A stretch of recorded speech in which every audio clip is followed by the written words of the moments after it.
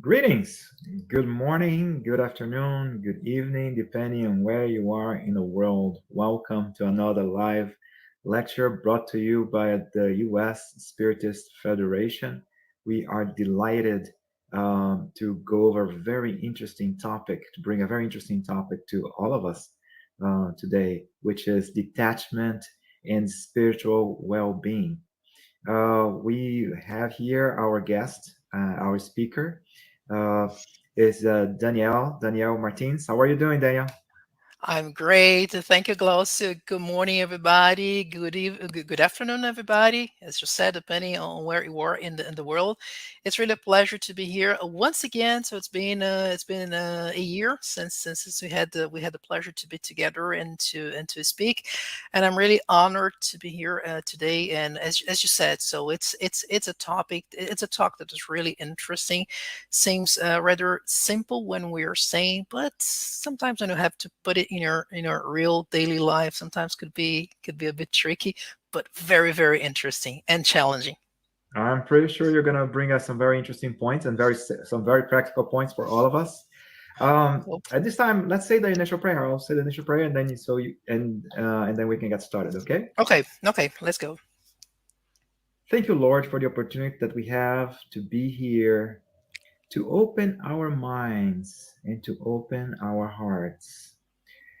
Detachment is such an easy word. All of us understands what it is. All of us understands the meaning of the noun. However, it's so hard for us to put it in practice in our daily lives. Give us strength so that we can try to better ourselves and understand the true value of things, and open up our eyes so we can have a higher perspective in anything in our lives. Bless us wherever we are, maybe in our homes, in our offices, in our centers, or even in the streets as we listen to this lecture, and inspire our lecturer for today so he may bring to all of us the messages that we need for our lives. So be it. So be it. Thank you, Glossio. Yeah. Hey, Daniel, let's talk a little bit about you. I mean, before we begin, okay? So I Sure. understand Let's that go. you're a chemical engineer, and you I have two am. masters.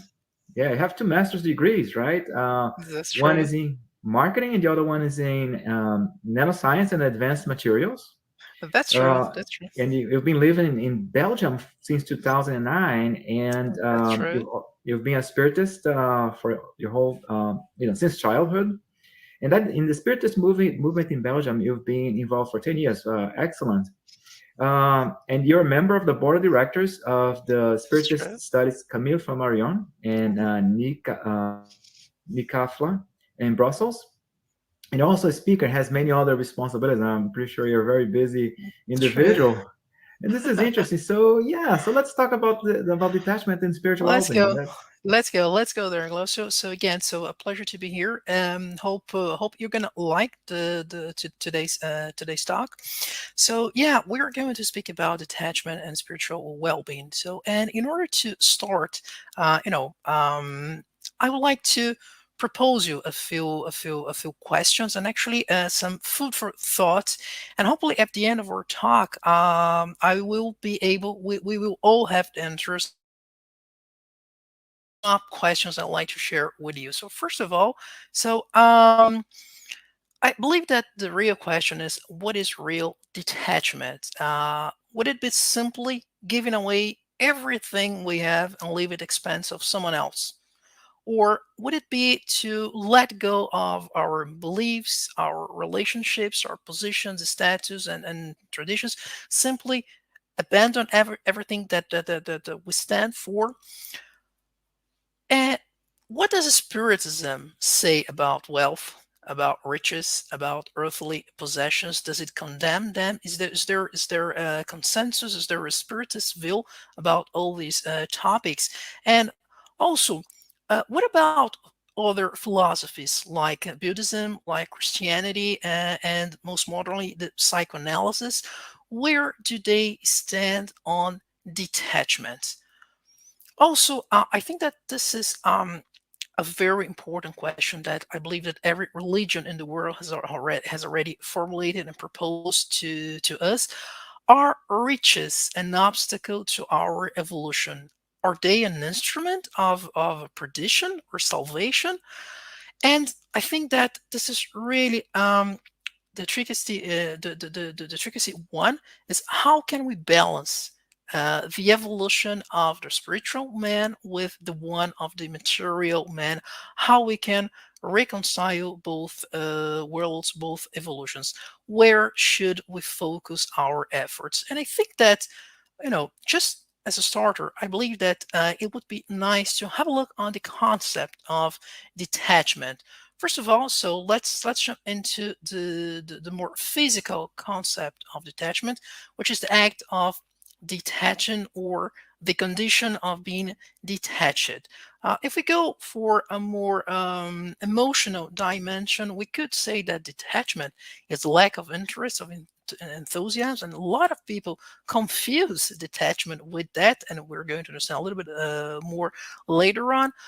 Some people, when they refer to detachment, they refer to disinterest, indifference, or aloofness. But I believe that we are all interested in the two and in the other dimensions of detachment. First of all, psychological one, which is the freedom from self-interest, from bias, from prejudice, or partiality.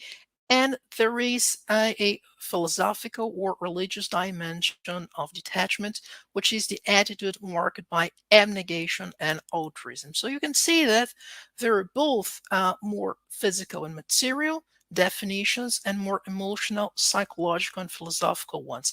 And to give you some colors about that, I'm going to bring a couple of stories that will help to illustrate these concepts. Let's start with one that is called Gandhi's Sandals, and I really like this one. It tells a story that once, while Gandhi was hopping on a train in India, he tripped on the step and dropped the sandal off his right foot. What happened next? At that very moment, the train started to move, and he simply couldn't retrieve it anymore. And in front of everyone, he calmly removed the sandal from his left foot and threw it out of the window. Everybody started staring at him, saying, "Oh my God, what did you do?" And then a British officer came to him and said, "Gandhi, why did you do that?" And then Gandhi, and here we can see we're speaking of a highly evolved spirit. He said, "Hey, a sandal alone is useless. It's useless for me. It's useless for anyone who finds the one that fell off the train. At least now the finder can have the complete pair of sandals." So Gandhi putting his his brothers before his own interest, as we know very well from this from his history. The other example comes from a Zen Buddhist tale, and it's called The Two Monks. And this one has more of the emotional and philosophical dimension of detachment. So it says that once a master and his disciple were on their way to the neighboring village when they came to a mighty river and saw on the bank of it a beautiful girl that was trying to cross it. And so the master didn't hesitate, and he offered to help her, and lifting her in his arms, he carried her to the bank. And then finished, and each one went his way. But then the disciple, he didn't took that very well. He was very upset, actually, as the master had always taught him that a monk should never ever approach a woman and never ever touch a woman.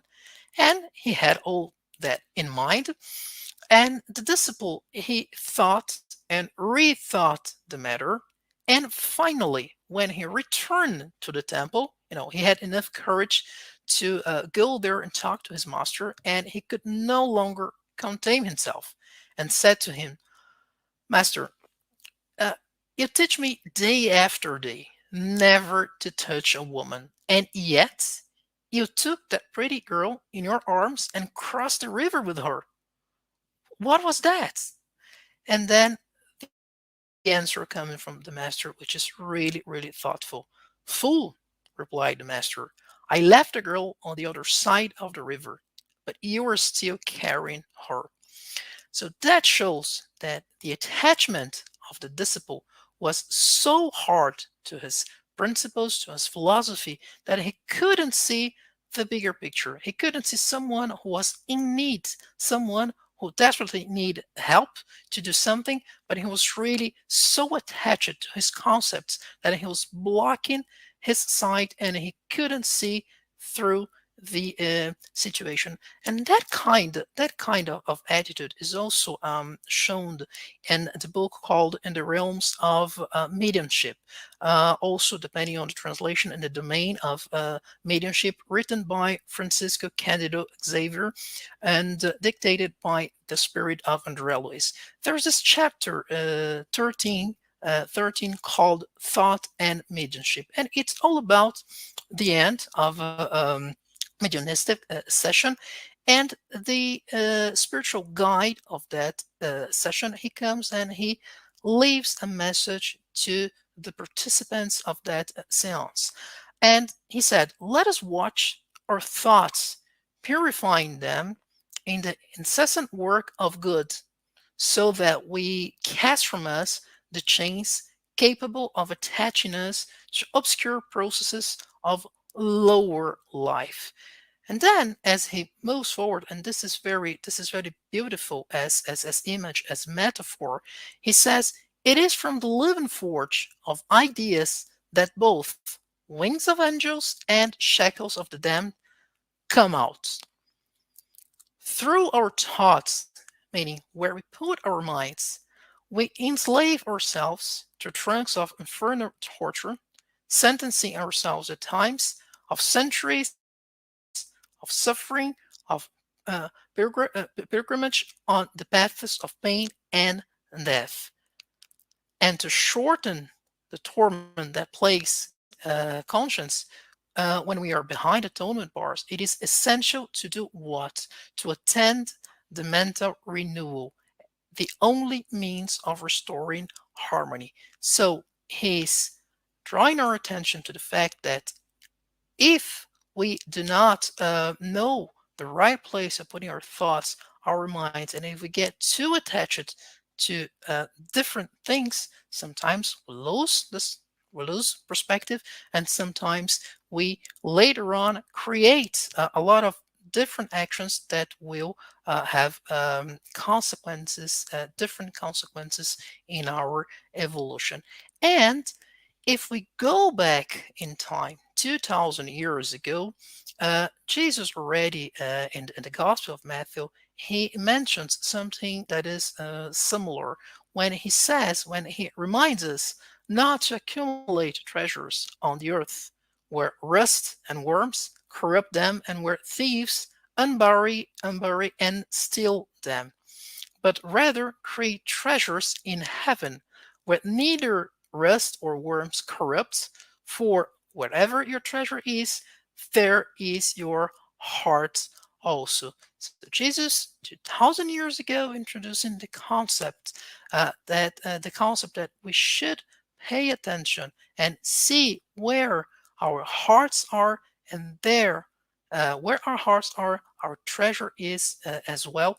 And of course, for that, we need to detach from different material things, so we can see through it, so we can see clearly in terms of spiritual evolution. But then he also mentions in the Gospel of Luke a very interesting story, and it's a story of a rich man, and that also illustrates the concept of detachment. And this rich man had lands that had produced extraordinarily, and so he thought to himself, "What shall I do? Because I do not have place where I can put all that I have reaped. So here's what I'm going to do," and that most of us would do as well. "I would tear down my barns and build bigger ones, into which I can put my entire harvest and all my possessions." And talking to himself, he says, "And I will say to my soul, so I have many possessions saved for many, many years. That's it. Rest, eat, drink, and enjoy." But God had different plans for him, as Jesus tells the story. At the same time, God said to the man, "How foolish you are! Your soul shall be taken this very night. And then who will possess what you have accumulated?" And that's what happens to those who accumulate wealth for themselves but are not wealthy before God. So, in other words, Jesus was presenting a concept 2,000 years ago that today in modern psychoanalysis we would call impermanence and transience of earthly goods. So, meaning that we are, yes, for sure, the trustees and administrators, but not the owners of the wealth that God places in our hands. And this is very important to know, a strict accounting will be demanded regarding the good or bad use we have made of this wealth as a result of our free will. As we all know, the Spiritist philosophy believes in reincarnation and also believes in the law of cause and effect that in Eastern philosophies is called karma. So what happens is that according to the use we make of our free will, so we can have impact and consequences in future lives and future existences, for the good or for the bad. We've got this free will, so it's up to us to do the good use of it. The wealth itself, the riches itself, is not good or bad. It's just something, and then the use we're going to make out of it is the thing that will become to make it look a good thing or a bad thing. And I believe that's the moment to ask this question, because we would like to know. I believe that all of you that are listening to us right now, what does Spiritism think about all this? What is the Spiritist view on wealth? What is the Spiritist view on detachment, on attachment? Does it condemn wealth? Is it a bad thing? Is it a good thing? And what is the Spiritist view on detachment of riches, of material goods, or of earthly possessions? And this is the question that Kardec asked to the spirits that helped him during the writing of the principles that guide the spiritist philosophy. And the answer was really interesting, in the sense that the spirituality told him that if wealth were an insuperable obstacle to the spiritual evolution, as many people think, then God, who created wealth, would have put in the hands of some people an instrument of unavoidable perdition. A thought that is really repugnant to reason. It does not make any sense to think of something like this. It's more interesting, and as I mentioned to you, so Spiritism is a philosophy that believes in reincarnation, and we will all go through wealth and poverty in our incarnations. Because what? Because this is something necessary to our evolution as immortal spirits. And as part of the evolutionary process, we're gonna get learnings from both experiences. So having so saying that wealth or riches is bad, so we need to remember that it's the wealth that finances researches that help us to fight hunger, to fight poverty, to fight a lot of things, to fight disease that we see in the world. And so the thing is that, as I mentioned before, wealth as itself is not good or bad. It's the use that we make out of it. So uh, God and Spiritism hence do not condemn wealth, but rather the abuse and the attachment to it. So, wealth can be a pressure instrument of evolution or destruction, depending on what we do with it. And this is really important, that's where detachment, renunciation, and letting go step in. If we look into Kardec's teachings, we're going to see that Spiritism shows us that our excessive love for earthly possessions is really one of the biggest, largest obstacles to our moral and spiritual advancement. And why is that?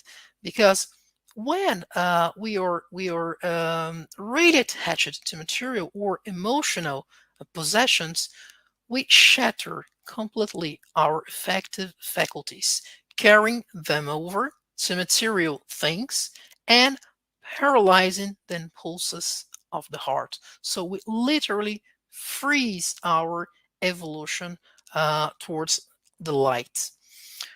And and this is really something that gives us a lot of perspective. Again, so we are talking about a philosophy that believes in reincarnation. And humans truly possess only what they can take with them from this world.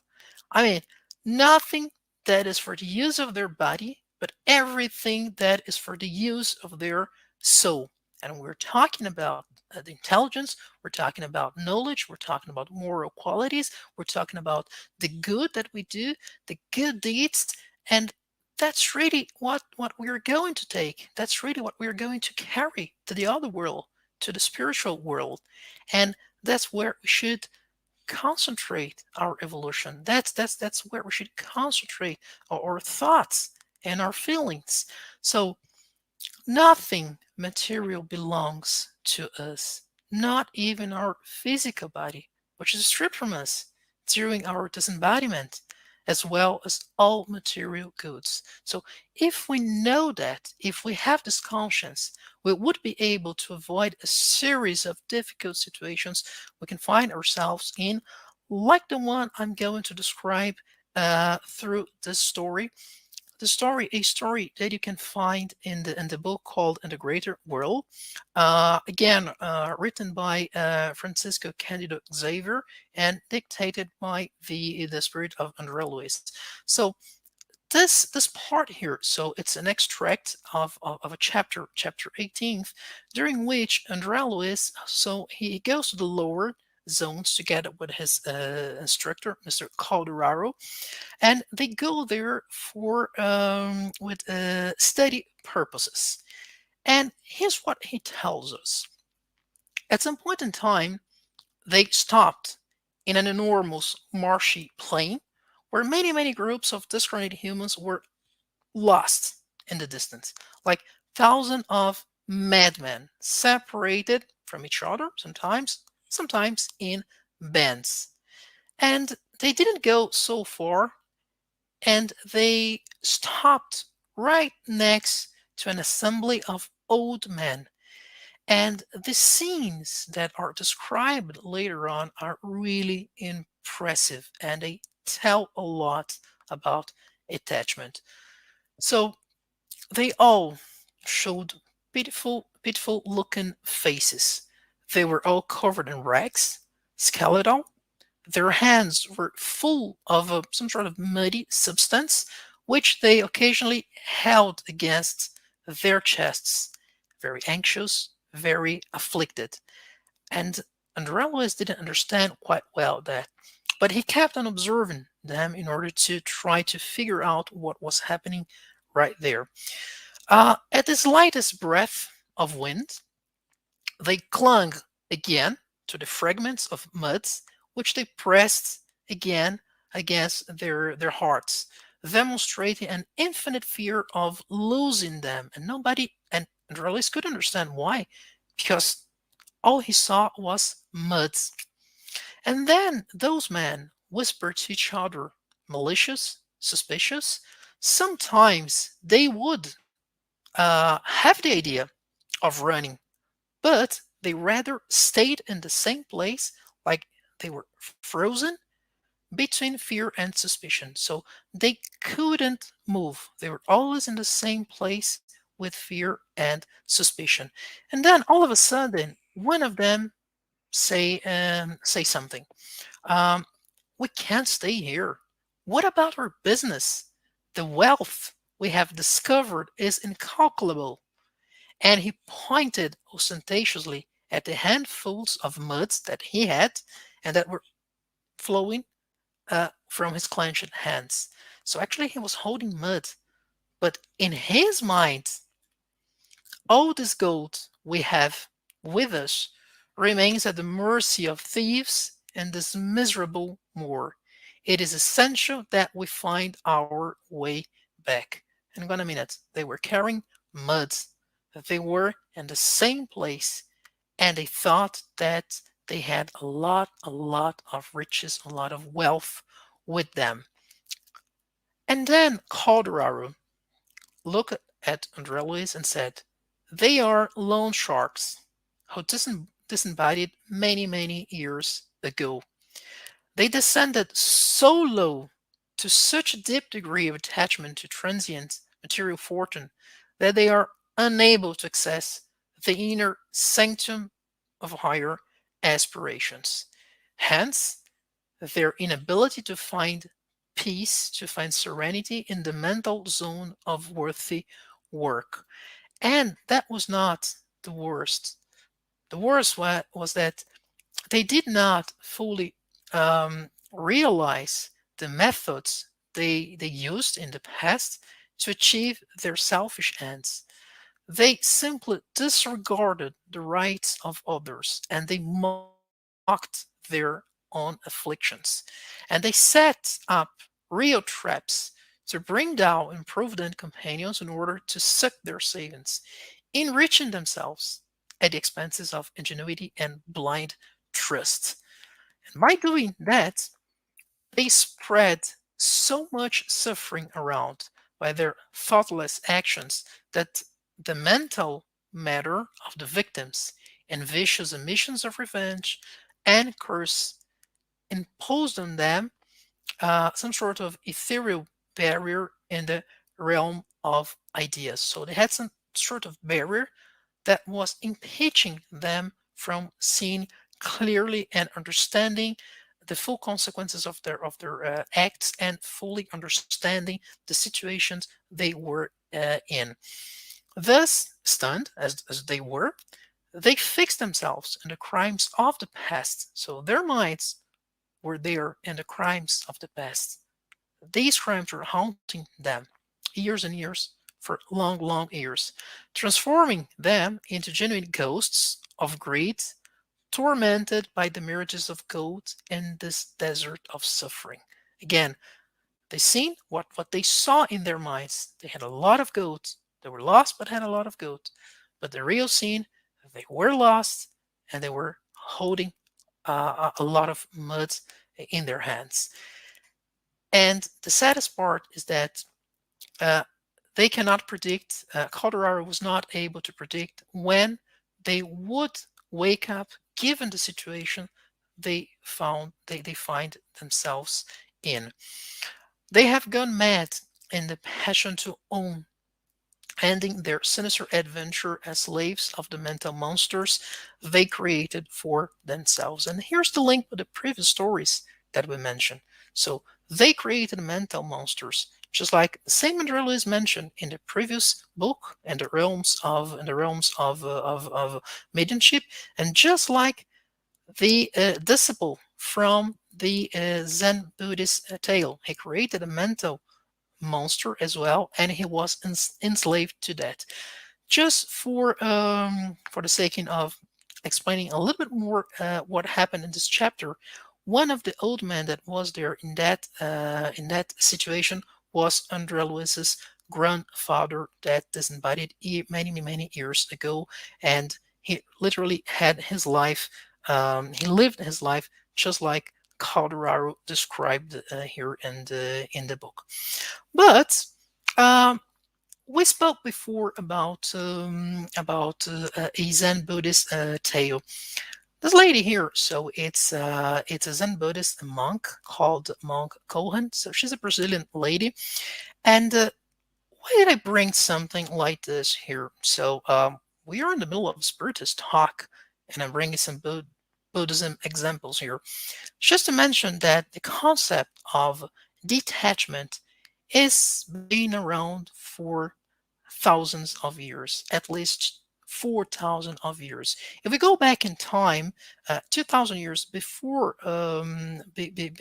before Christ, we had already the Vedas writings that were explaining about the work towards the others, the works towards the good of mankind. So if we go back 2,500 years ago in time, so we can see what Buddha said about detachment. If we go 3,000 times, approximately 3,000 years approximately back in time, we can see Moses that had to detach from his culture, from his land, from everything else in order to found a new religion, in order to found a new nation. And if we keep on looking at history, we are going to see a lot of different examples speaking about detachment and letting go. And here it's no different. So when she speaks about detachment, she says detachment is when we have things and they go through us and we go through with them with a certain lightness. So it's something that is light, it's not heavy. If we have it, that's fine, it's okay. If I don't have it, that's fine too. I will not make a fuss out of it. We are entitled to have things, and this is important to know because sometimes some religions or philosophies say, no, no, you're not entitled to have anything. We are entitled to have things. It's just not to be imprisoned by material, by emotional or spiritual things.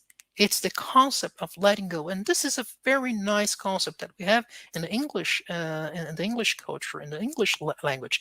In France, we would say lâcher prise, which is more or less the same thing. We just let things go, and we are not to attach it. And what she's saying here is exactly the same thing that Andrella is saying, that Jesus is saying, that Gandhi is saying, just to show how universal this concept about detachment is and how important it is. If we move forward, and I like this part very much because, again, that is the emotional, and that is the human, the philosophical dimension of attachment slash detachment.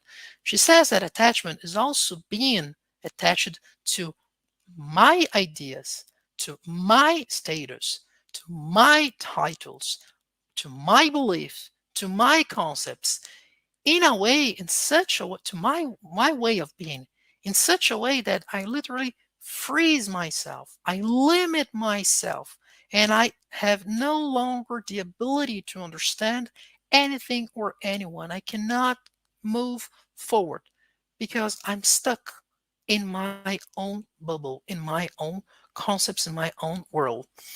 Detachment means being open to the reality in which we live. And in order to enter the final part of my talk and to wrap up, I believe that what everybody in the world has just lived for the past 2 years, Um, it is it's a great opportunity for reflection that we have right now thanks to the pandemic. Of course, before anybody says that I'm completely a crazy man, we everybody is aware that the world went through a lot in the past 2 years. Many of us lost a lot of things: jobs, family, friends, and some of us even lost hope. But at the same time, we were granted a unique opportunity to learn and to separate what is essential from what is not, what is real from what is holding us back. And also, that's a magnificent opportunity to reinvigorate our minds with more spirituality. Uh, and the spiritist, meetings and discussions and so on, what is happening right now to the planet, we call it the planetary transition. And this planetary transition is really an invitation, an open invitation to reflect and to change our attitudes. Now, right now is the time to make the moral progress that mankind has not been able to make in 6,000 years of history. And this is a great opportunity. And this is a great moment. And this is history. And if you want to make part of it, what do we need? We're going to need a lot of detachment. We're going to need a lot of letting go. We're going to need a lot of forgiveness and self forgiveness, including. We're going to need a lot of love. We're going to need a lot of self love in order to move forward and to put all these virtues together as important pillars of our spiritual evolution. That's what all the moment we are living in this world is about. And I thank you for being here. May God bless us all. Just to finish with this is the last slide of my presentation. I brought here a few lines that were dictated by that you can find in the Gospel according to Spiritism, chapter 16, and that were written by the Spirit of Lacordaire. And he really gives a very interesting definition of detachment from earthly possessions by saying that they consist in appreciating wealth for its true worth, in knowing how to use it for others and not only for oneself, in not sacrificing one's interests in the future life on its behalf, and in losing it without complaining if it pleases God to take it away. And this is the true detachment. And let's bear in mind that above all, there are possessions infinitely more valuable than earthly ones. And this thought will help us detach from the latter. The less value one attributes to a thing, the less sensitive one becomes to its loss. And that's my talk. Glosio, over to you. I think it's the end of it. And thanks once again for the opportunity Oh, and for being here. we are appreciative of you. We are appreciative of this very interesting talk. I really like the Thanks. Buddhist concept of letting things pass through you. Right? It's not about Proof. not having. Yeah, No, no, not it's not about having not things. having. Hmm. It's Hmm. to have them and know when to let go. I think it's awesome. That's true. That's true. We have so many questions here, and we're gonna Oh, that's start. good. That's good. I hope Yeah. I'm gonna So be able to answer I that. like this one. Yeah, check out this one here. It's from Yeah. Paul Jacoby. I Hmm. equate materiality with ego. So that's an interesting way to start. Hmm. Does Hmm. Hmm. detachment separate us from ego and let us love people for the good of others rather than for our selfish interests?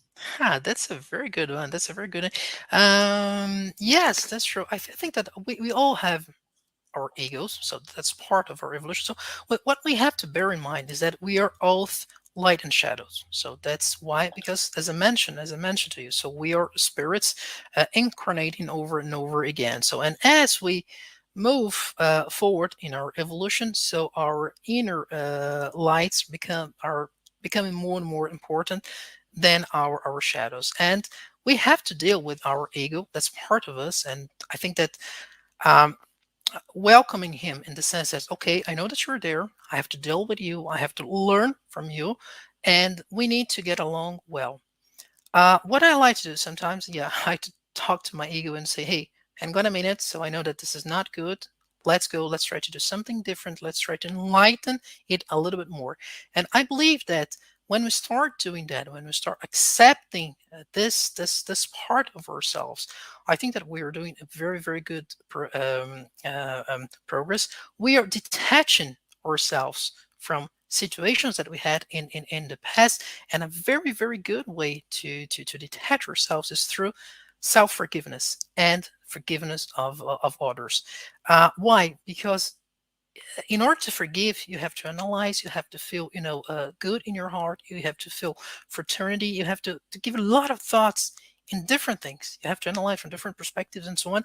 And the minute you start feeling love in your heart, then you understand the importance of detaching, the importance of uh, your ego decreasing in terms of of size. And when you do that, you are really detaching from all those things, and you are growing as an immortal spirit. Not sure if I answered it completely, but I try to to do my best. Sorry, I think I lost your sound, Lucian. I think you're in mute. I Oh, was speaking on yeah, mute. there we go. Yeah, there we It's go. a very complex concept, the whole question of ego. But like It you is point out, actually. we Yeah. got to forgive ourselves and Mhm. accept. I mean, the thing is not to hide our ego, because then it becomes our shadow, right? It's to accept who we That's the are. point. That's I like very much the concepts and saying that again. So we are in a moment of our evolutions that what we know for sure, we don't want to be like we were before. Um, we want to be that thing. We want to evolve in order to be that guy. We have model A, B, or C. We want to get there, but sometimes we don't know how to get there. And that's really, so we have a foot in the past, we have the eyes in the future, and a foot in the present moment. And how to reconcile all these things, sometimes a bit challenging, but that's part of our evolutionary process as well. That's very neat. We have more questions. Go ahead, please shoot. Here's the next one. What is the best path to move from knowing the need to detach from material things to be able to put it into practice on our daily lives? That's a very good I would start with with very simple things, I would say. So in a certain point in time, I mentioned the fact that during the pandemic, we had to give thoughts on what is essential and what's not essential. Okay, so maybe a good way to do it is when you're doing things. So well, hang on a minute. Do I need to do this? Is this essential? Is this bringing more good to me? Is this bringing more suffering and so on? And I think that and when we were speaking about detachment, so there's also the emotional parts as well. So we're talking about relationships. Sometimes we're talking about friendships, and that sometimes are complicated. Family that sometimes it's complicated, and I think that we need to look at and to take a step back and analyze the actions and saying, hey, okay, this is difficult to do.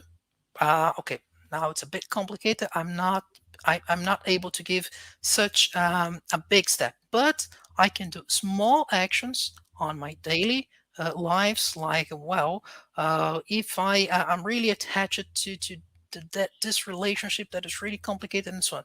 Okay, let me breathe a little bit. Let take a step back. I will not give that much of importance to what person A, B, or C is saying, and I would try to be at ease with my heart, at ease with my conscience. So for me, it's really little things, little steps that we give in our that we do in our daily lives that really help us, to have a higher, a wider perspective, and then that will allow us in hopefully in a few years to say, look back, say, wow, I used to be like that, now look how I am right now, and I did it. But we need to be patient with ourselves, Gloria. What happens that sometimes, and I know I've been a spiritist for many, many years, just like you. And sometimes they say, "Oh no, I need to be like that guy, like Francis of Assisi, like Paul of Taurus, like Jesus." Hang on a minute. So we are in different evolutionary moments. Okay, we need to be humble to understand that what can I do today for me? If what I can do today for me is really a small thing, okay, but I will do it constantly in order to prepare myself for the next step and the next level. It is interesting. Yeah, what sometimes we need to give ourselves some breathing room and understand, like you said, because I've seen that in the spiritist movement or any movement, right? We see this ideal, these spirits were so high, like of course That's Jesus true. and Yeah, they're Buddha, so and I say perfect. like Gandhi, and I say, oh my, I want to Yeah, be yeah, just like one of those. And it's like, well, take your baby steps. You're gonna get there eventually, but it's that's the point. one That's little the point. detachment at a time. One little detachment at a time. That's good.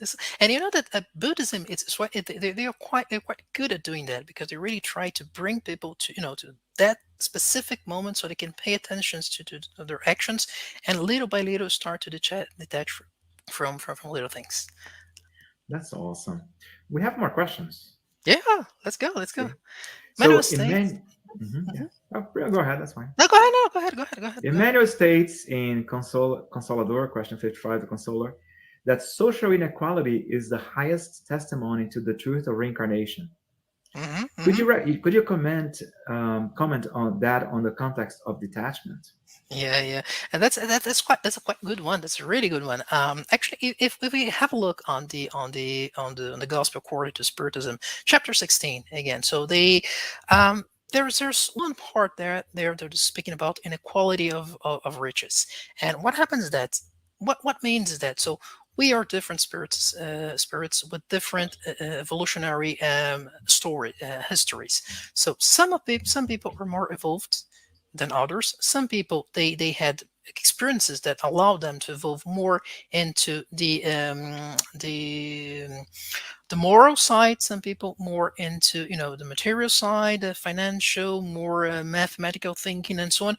Each one of us has a different story, is a different universe, a different world. It means that we have different abilities to deal with things. And hypothetically, and this is one of the questions that Kardec, he was a brilliant man, asked it to the spirits. He said, "What would happen if I just took all the wealth in the world and share in equal parts to everybody? So let's do that, and then give an equal piece of share for everybody." And then the answer of the spirits was, "Well, that would last for like 5 minutes." Because according to the different talents that people have, and this is also it's one of the parables of Jesus, the uh, the, Talents, yeah. the talents and so on. So according to the talents, they would evolve in completely different words, the different ways. Sorry, and this is also true for charity and for detachment, and this is also true for the selfless attitudes that we have. According to the way I feel my brother, I feel the world, I feel the spirituality inside. According to the way I did my progress in previous lives, to detach is going to be easier or not, or more complicated. And when we see the different profiles of people around the world, we can see it. It's very clear. And again, going back to one of the topics that I mentioned before, when there is wealth and poverty, and we need both experiences in order to evolve, because each one of them carries its teachings on its own. And we see it's unfortunate that but what we have to bear in mind is that inequality is really a characteristics of world of atonement, the world that we are living in. If we were living in more evolved planets and more evolved worlds, that would be a totally different story. So we would have detachment, yes, but we wouldn't have inequality. And unfortunately, the characteristics of this world are the reflex of the characteristics of the human beings living in it. So you and I, and everyone who is around us. And I believe that we still have a lot to learn. And what is going to happen is that this inequality is going to decrease, is going to diminish as we learn to be more detached from material possessions, and as we learn to put our brother's needs above our own self interests.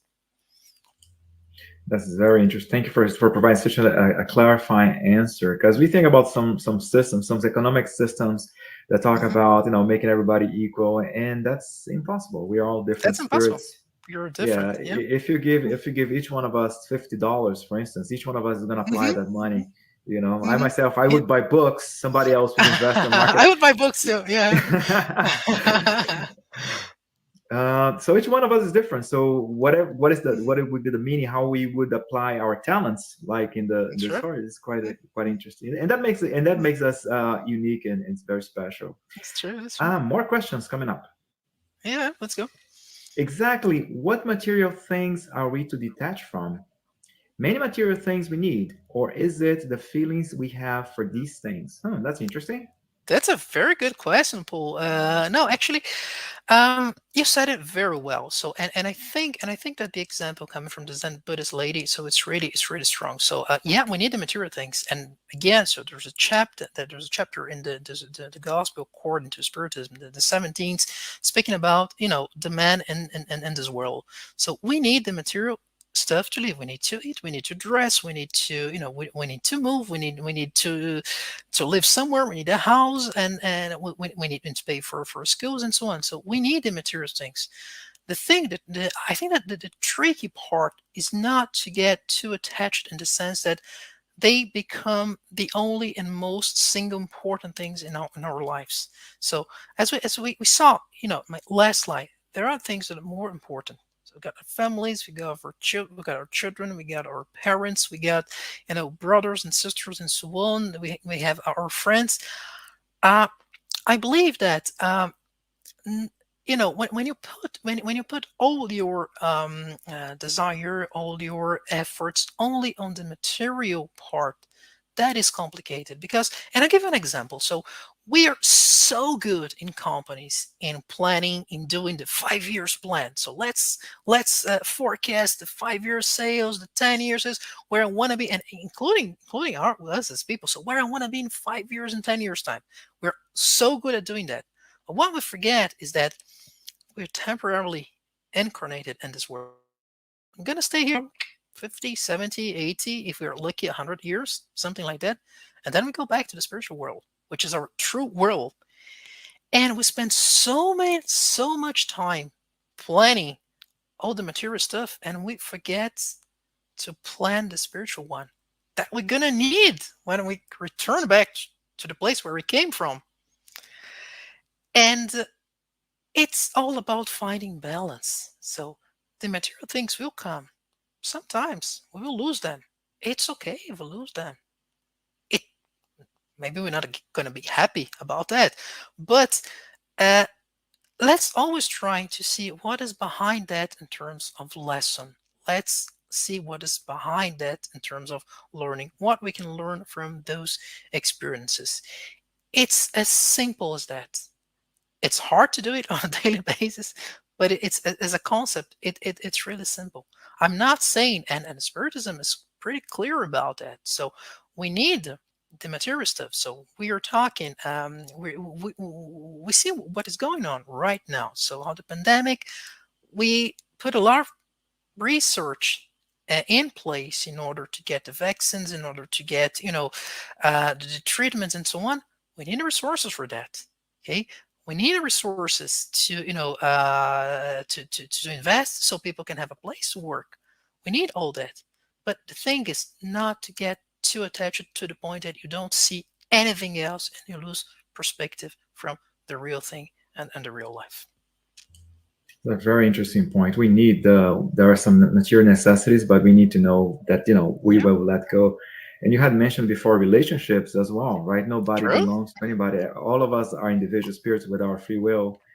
That's true. So Yeah, we gotta also let go of our loved ones, because we all have our own individual journeys, even though we that's we true. uh, we walk them together. Let's see what if you have any other questions. Excellent. Okay, another question. How to best detach ourselves from our old concepts and Wow. prejudices to embrace new ideas? Okay, now that's a lecture in That's itself. that's a lecture in itself. Yeah, we can do maybe another one on that. Now, this is an excellent question. This is an excellent question because sometimes and that's a quite good question because exactly what we're living right now in the Spiritist Center. I work for, because what we are seeing is that a lot is evolving, a lot is changing, and what is really interesting is that, so let's go back to the basics. Let's go back to Kardec. Okay, so we're talking about 160, 170 years ago when the whole thing started. He wrote the books and so on.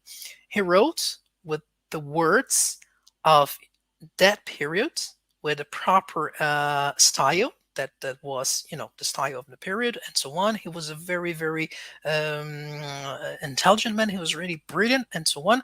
Some things apply to that time, and ever since, things evolved. Some of them are really did not change, but the way we feel certain things evolve. You remember, in the past, we used to say that, at least when I used to when I used to be in Brazil, we said, no, spiritist people, they like to suffer because we have to suffer in order to go to heaven and so on. Wait, where does that come from? It comes from the Christianity.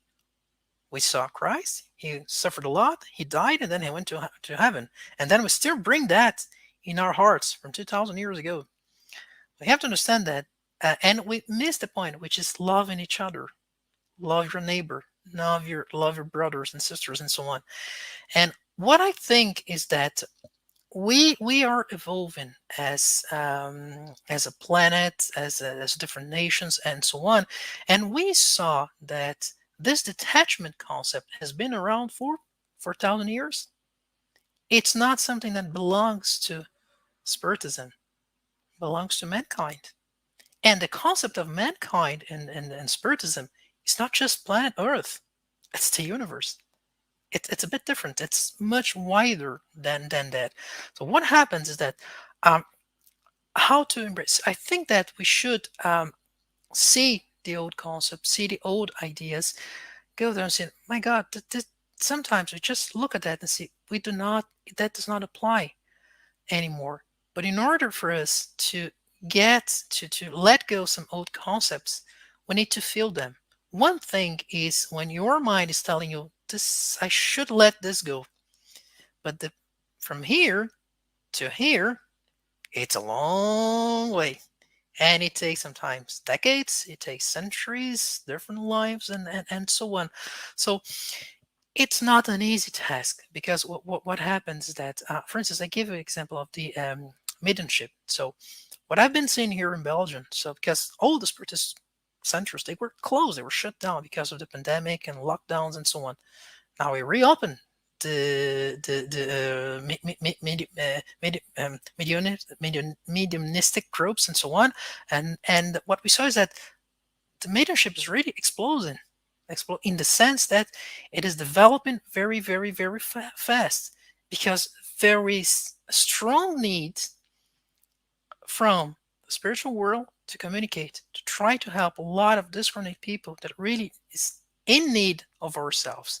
And I can tell you, Glorious, that in our group, sometimes we are treating a lot of spirits that are completely lost, that are in huge suffering. They come, they come from every single country in the world.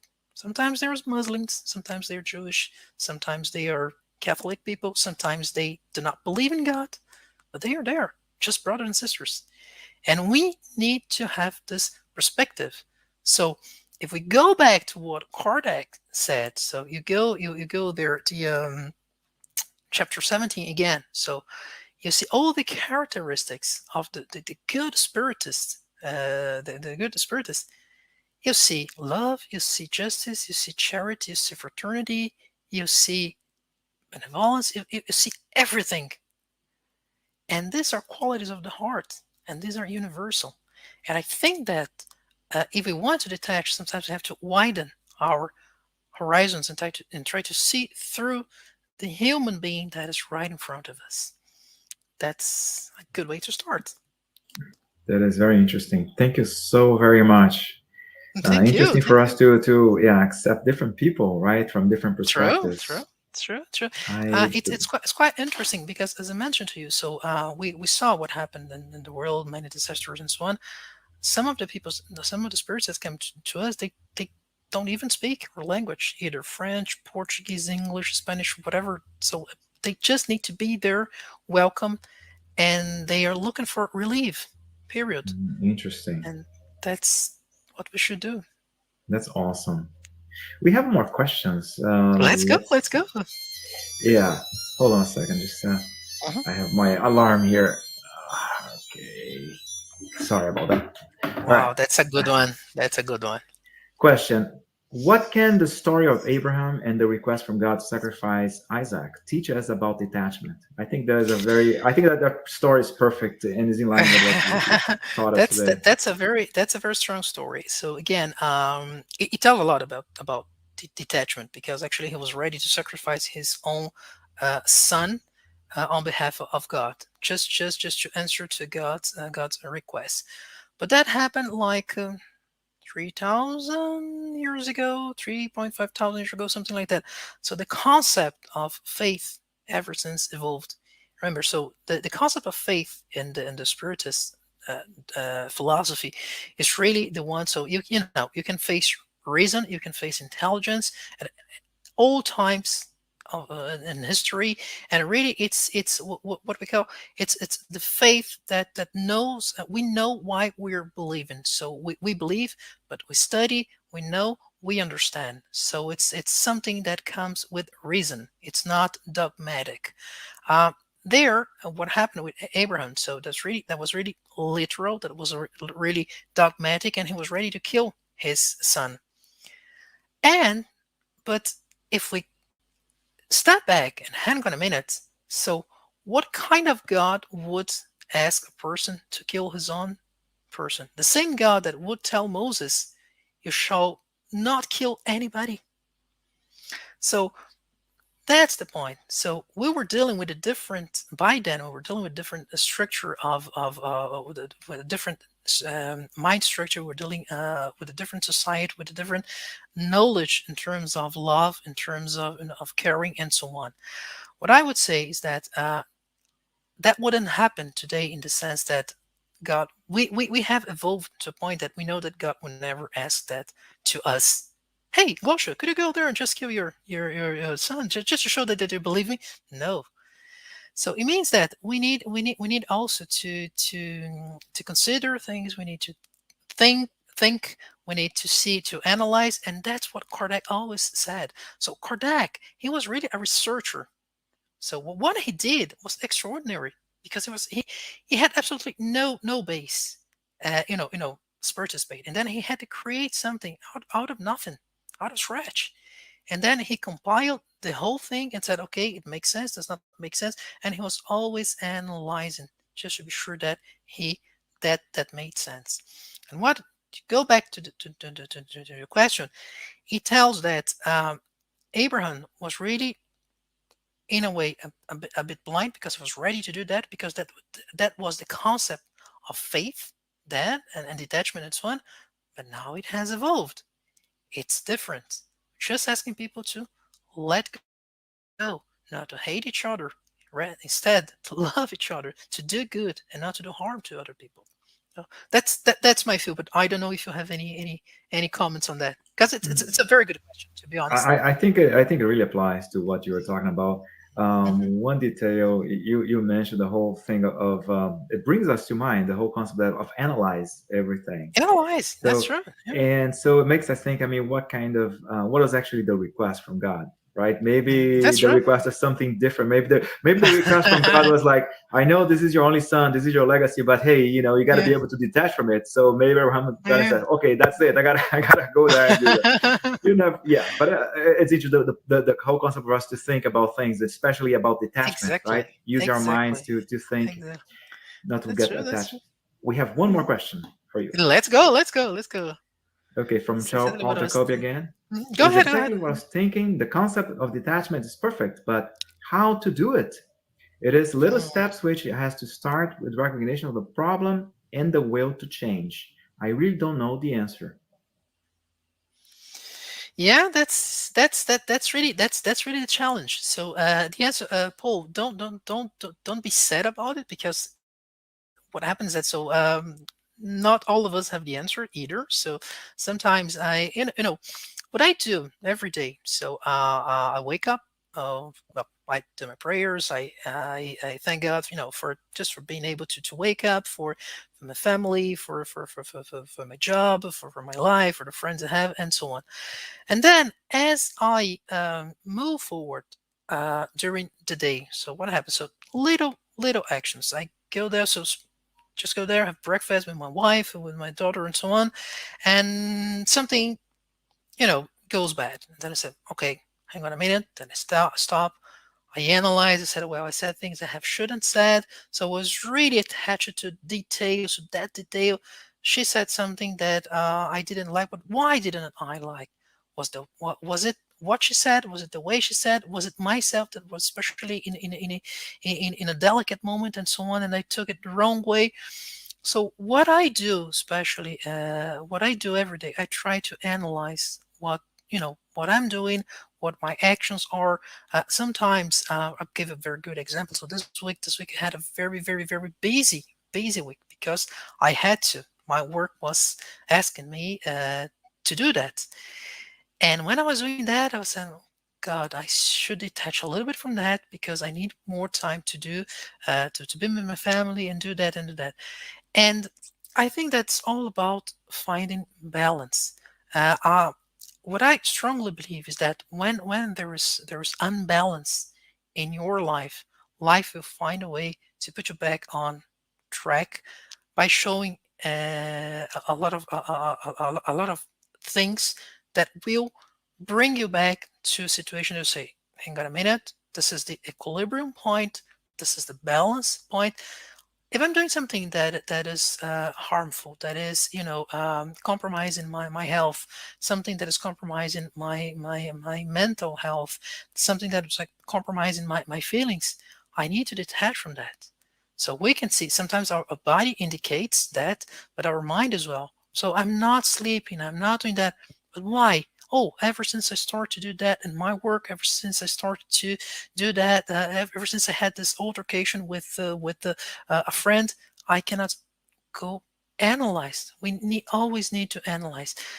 The answer might be different to each one of us, but I believe that the start from the basics, start from analyzing your day, your reactions, and so on. Try to compare notes. There's a lot of things that we can learn from the spiritist philosophy. We can talk. No, talking to psychologists, that helps a lot, because sometimes they're really good professionals, and they know how to indicate, to how to do this, that, or that, and that's really helpful, because they're trained people and they know proper exercise that help.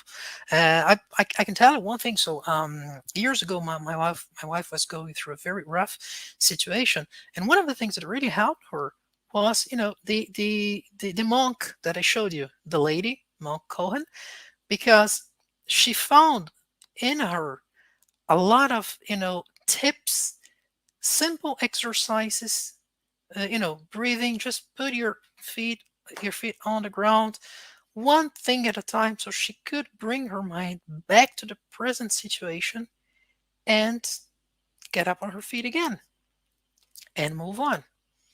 So we can have different solutions that apply different to each kind of person, because as Glosha mentioned, so we are a universe in ourselves, and we are different.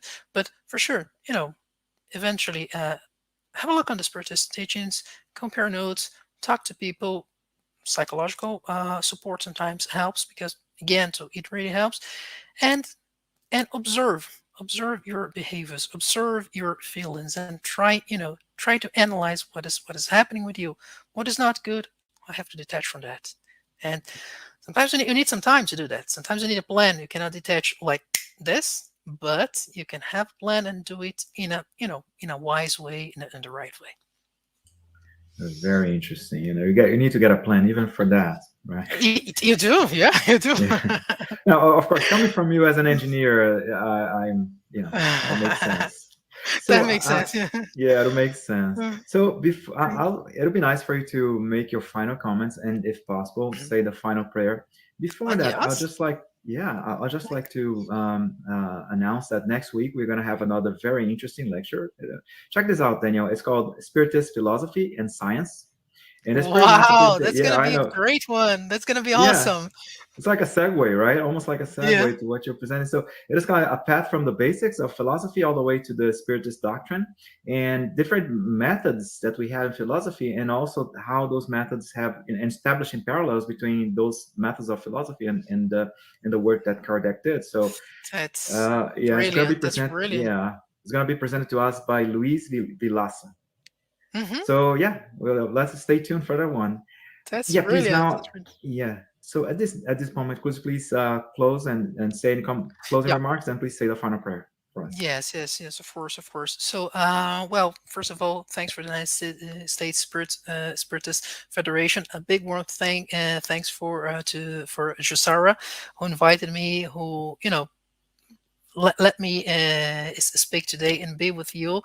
I really enjoyed the theme. I really enjoy to exchange with you guys. So these are really good moments. We can think a lot about different things, and I feel very welcome when I'm with you, and this is really great. I really appreciate, and know that I learned a lot from the talkings and from the interaction with everybody.